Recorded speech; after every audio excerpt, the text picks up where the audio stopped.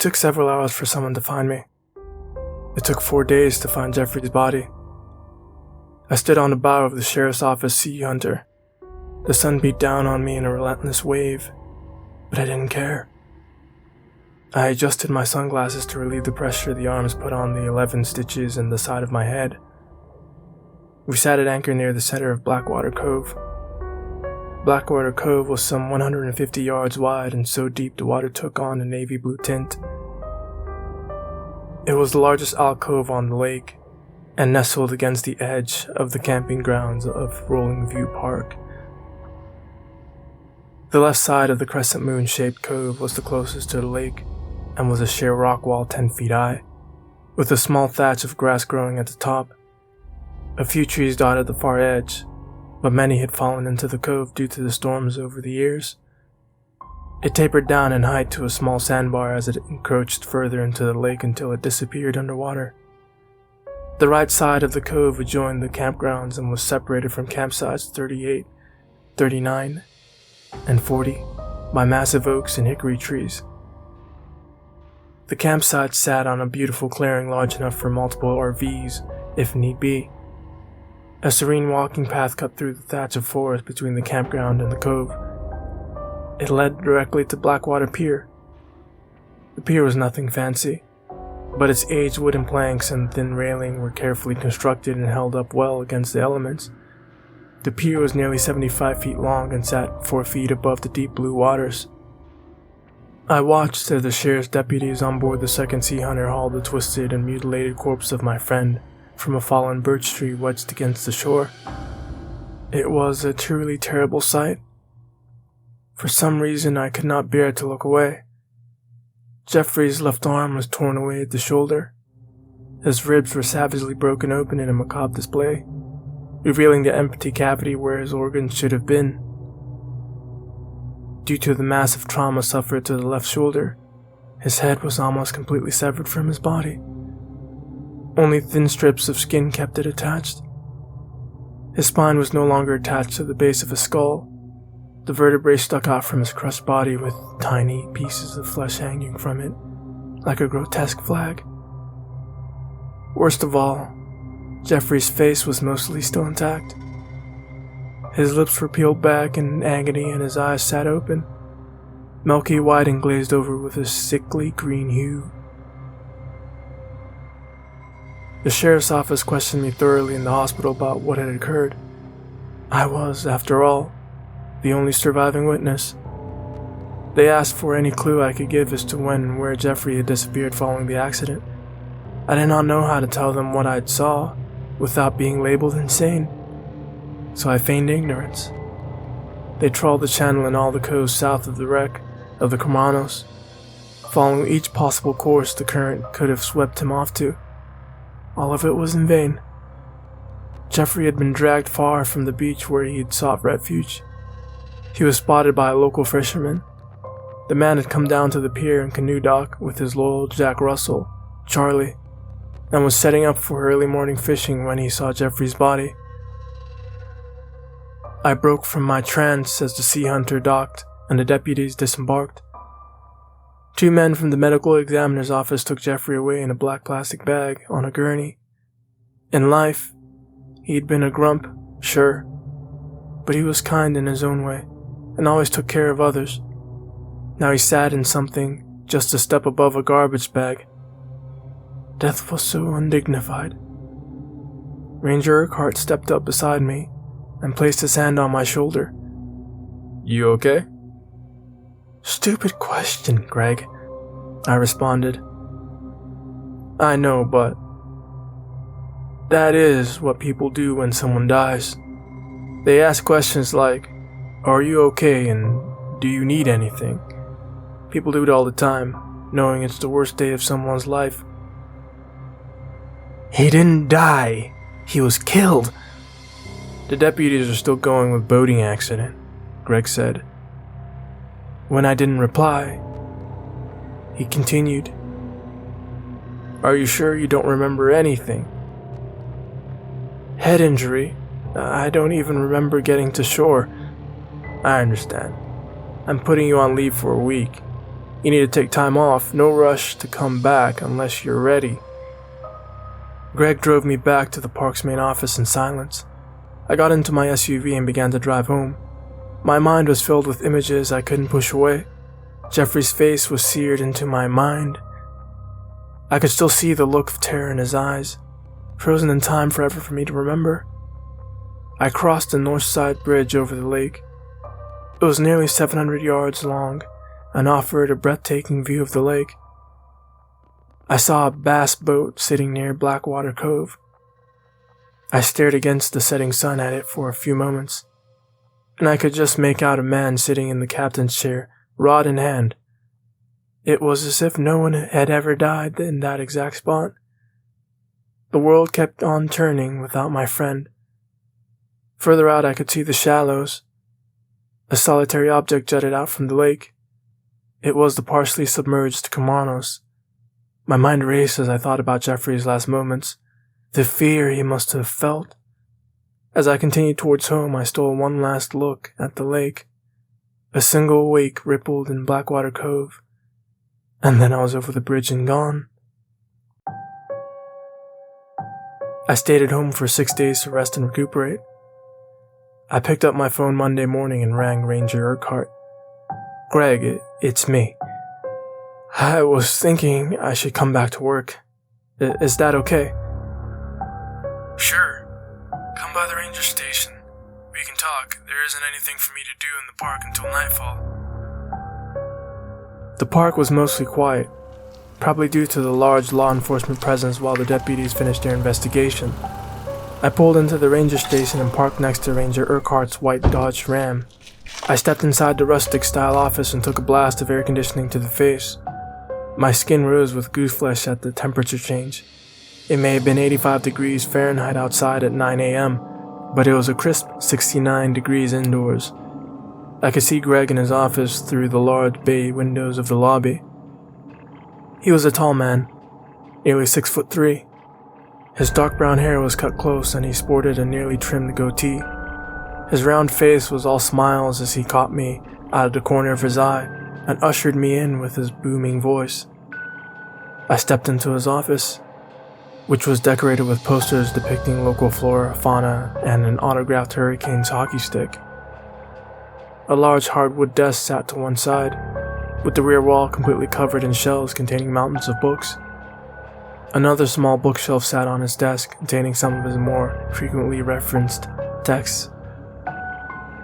"Superintendent Ranger Urquhart, how does it feel to only answer to the governor now?" I asked as I entered the room.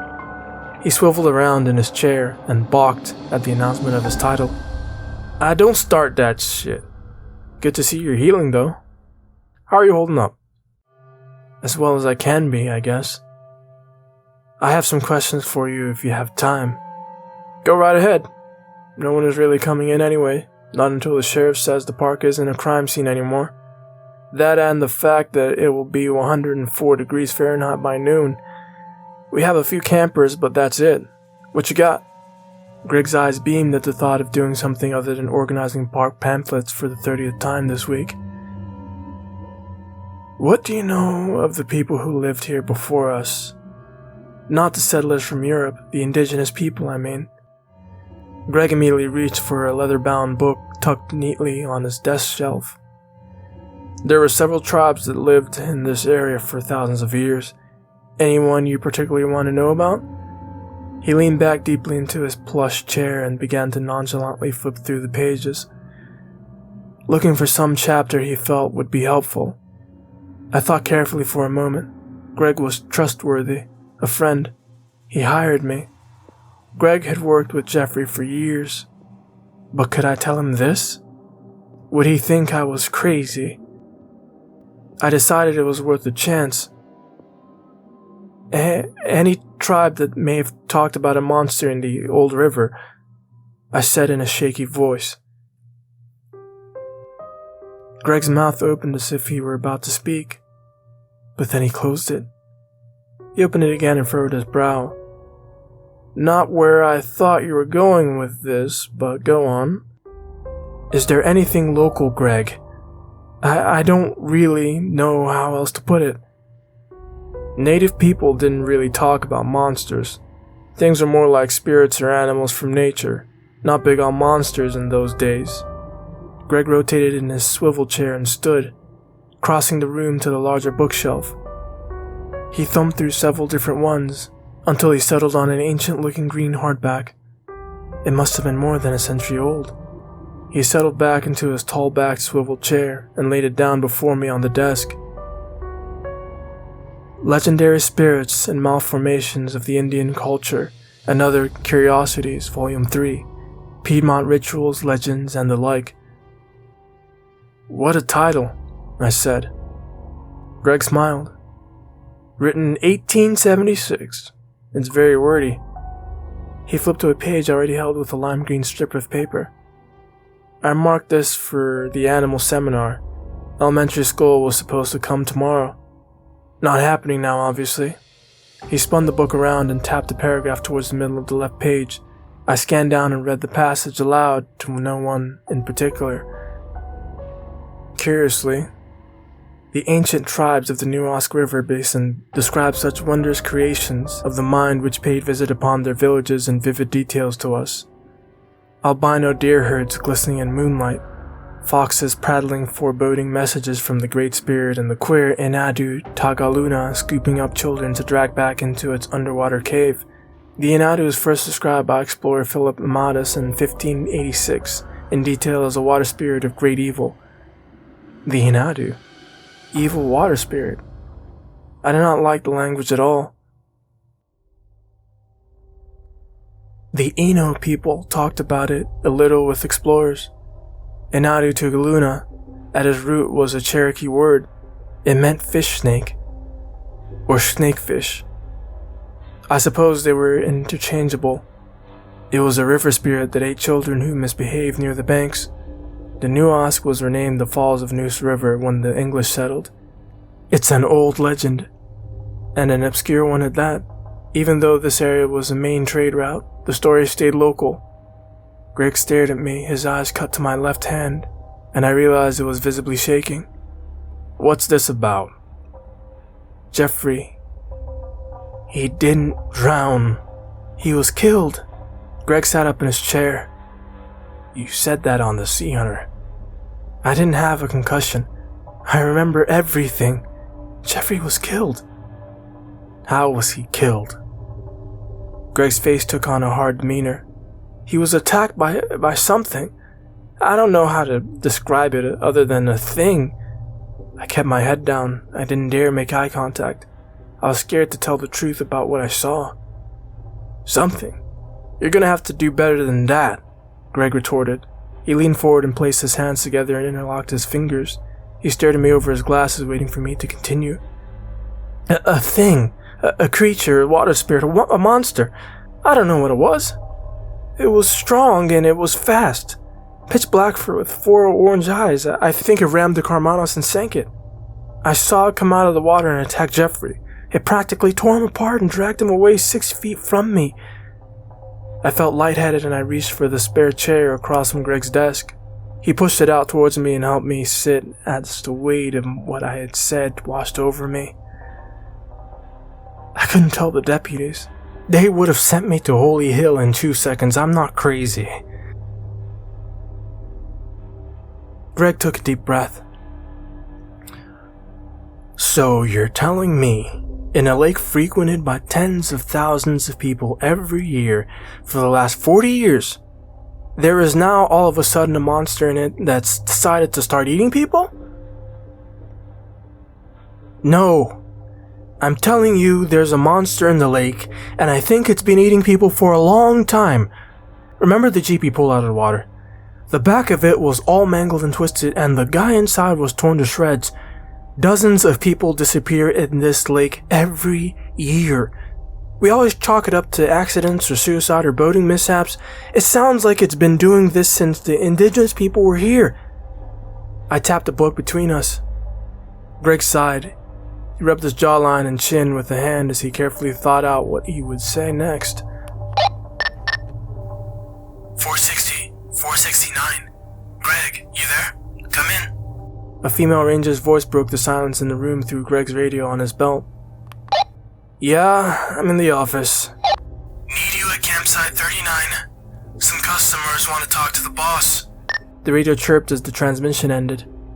Greg frowned at the prospect of a camper dispute. Want to take a ride? I got the feeling Greg didn't want to let me out of his sight. Nodding my head, we got into his truck and we drove deep into the park. The route took us down winding roads and through picturesque natural areas. Large picnic and patio tables dotted the shoreline overlooking the lake. As we approached campsite 39, I could see a cluster of people standing on the shore. Greg quickly activated the emergency lights on his truck, and a steady blue glow illuminated the trees and surrounding clearing for a moment to get everyone's attention. I could see 4 tents set up around the fire pit and plenty of assorted gear. 2 people came walking out of the woodline towards the truck. A female deputy and a female ranger were in a heated discussion with several campers, and when we arrived, they all began to speak at once. A dispute over who occupied the campsite was quickly squashed as Greg played diplomat. The campsites at Blackwater Bay were prime locations for fishing, boating, and hiking, and seeing the stars without the hindrance of light pollution. Once things calmed down, Greg decided to conduct his rounds while the female ranger returned home. The female deputy left as well, speeding off in her white Dodge Charger. We stood near the grassy opening between the campsites and the trees near the walking trails and spoke to a polite gentleman in his early 60s. He told us he was a fisherman on campsite 39 who first saw Jeffrey. He took the short walk over to do a bit of night fishing from the pier. The sun was setting quickly before the trees at this point. The sky blazed with fire in the dying light and a dazzling display of yellow, orange, red, and purple. The man was accompanied by Charlie, his faithful Jack Russell Terrier. Charlie couldn't have weighed more than 10 pounds but stood with his chest puffed out like a dog 10 times his size. I bent down and petted the little fellow on his head as they walked to the end of the pier. The man was carrying a small waterproof speaker that blazed with the LED lights of green, purple, and pink in tune to the rhythm of the music. It was playing an old song I'd heard somewhere before, but couldn't place the title. I could clearly make out the lyrics as they carried across the open air above the water. I'll be sitting when the evening comes, watching the ships roll in, then watch them roll away again, yeah.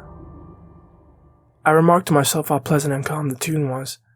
Greg stopped to write a citation to some campers caught with liquor in the park. As he explained the ins and outs of the charge, I became distracted by Charlie. He had run the entire length of the pier and was standing at the very edge by the wooden rails. He was barking over and over. I noticed the old man had left his bucket of bait at the entrance to the pier. He sat his rod and speaker down on a small bench and made his way back for his minnows.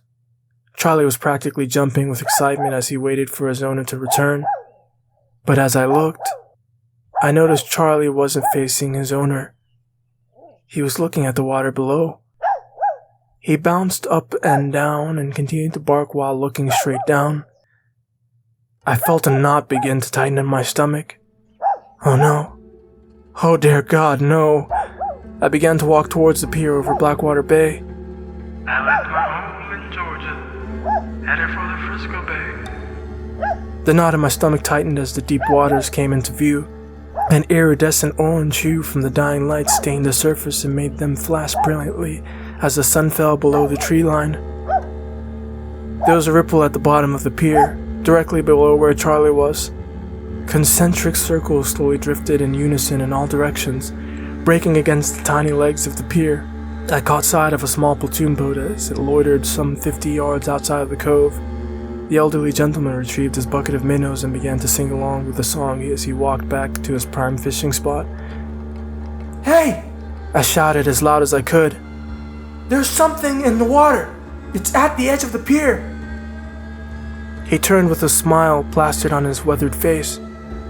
I clearly hope so. He tossed up a hand to wave and placed his belongings on the edge near the railings as Charlie barking became feverish. What you see down there, boy? Is it a fishy? I screamed to Greg as I began to run to the pier some 58 feet ahead. A family was on the platoon boat, drifting carefree in the current of the lake. They were completely unaware of what was out there. Greg began to follow me as I broke into a full sprint. I felt my heart racing as the knot in my stomach threatened to turn me inside out, squeezing bile into my throat as horrifying memories flashed before my eyes. The man set his hook, completely ignorant to what I was saying. I shouted as loud as I possibly could to get his attention. He leaned over the rail of the pier as Charlie's barking reached the crescendo. He released the line and dropped the weighted hook down into the rippling murk. A geyser of water erupted, and the end of the pier shattered. Planks of splintered wood tore through the air and embedded themselves in the bank some 70 feet away. Boards cracked and nails popped for a third of the length of the pier due to the raw power of the impact. A loud, high-pitched yelp sounded momentarily, but was swiftly silenced. Greg nearly slid to a halt in the grass as a large chunk of wood landed just a few feet in front of him. Amidst the ruined wooden frame, a mass of muscle coiled at the end of what remained of the pier in the dying light. A monstrous serpent creature at least 20 feet in length, with jet-black oily skin sat before us. Twin pairs of orange eyes were fixed and stared us down. I could see small pieces of skin flittering on each side of the head, denoting the location of the gill slits. A small row of bony spines connected by a thin membrane ran from the base of the skull down the length of the heavily muscled body to form a kind of sail or fin. A large bristling caudal fin in the shape of a leaf waved back and forth. It sat at the end of the disgustingly powerful tail. The speaker had been launched into Blackwater Cove and bobbed up and down, igniting a strange pink glow in the water as it continued to blare music. "Oh my God," Greg whispered. The creature gained its bearings and set its sight on the old man, who was face down and semi-conscious on the pier a mere 5 feet from it. Lying between them sat the shattered remains of Charlie. He had been pulverized upon impact when the pier was destroyed. As the old man let out a soft moan of pain, the beast indiscriminately flicked Charlie's crushed body off the broken planks and into the lake with its tail. With a clear path, it moved in for its meal. It attacked with a strike like a rattlesnake and bit down on his left thigh. The poor man let out a wailful scream. The horrifying jaws clenched until the needle-like fangs sank through the muscle to bone and out the other side. The fisherman's leg snapped in the creature's mouth. Greg stepped in front of me onto the damaged pier. He drew his sidearm and took aim. The creature lifted the man off the pier 6 feet in the air and shook him violently from side to side as a dog shakes his favorite toy. He screamed for help momentarily until his ears were filled with a disturbing popping sound. It was the sound of the fisherman's joints dislocating from sheer physical force. The creature ceased and let him hang limply from its mouth. The fisherman's arms dangled at awkward angles, and his right leg hung over his torso, dislocated at the hip. He let out a soft sigh as air escaped his lungs from agonal breathing. The horrifying behemoth in front of us hoisted the fisherman into the air and slapped him down 3 times against the pier.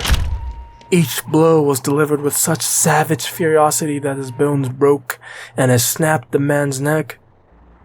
Broken splinters of wood embedded themselves into his torso with each strike and skewered his torso.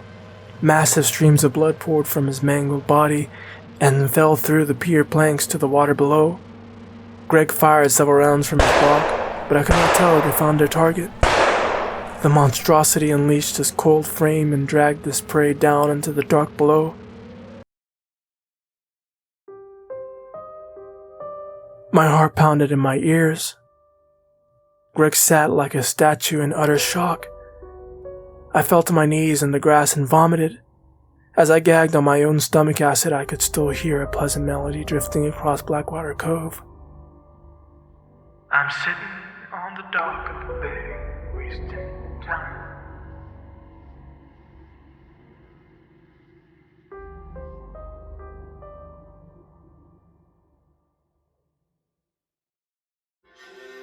If you're able to make it this far, then thank you. If you wish to support the channel, feel free to leave a like, comment, and subscribe, of course. Also, hit the bell icon if you want any notifications as to when the next video is coming out. If you want to go a step further and support us, there's a link to the Patreon at the very bottom of this video, along with links to the author's original story and other information if you're curious to find. And as always, all are welcome in the hand of horror. Even you.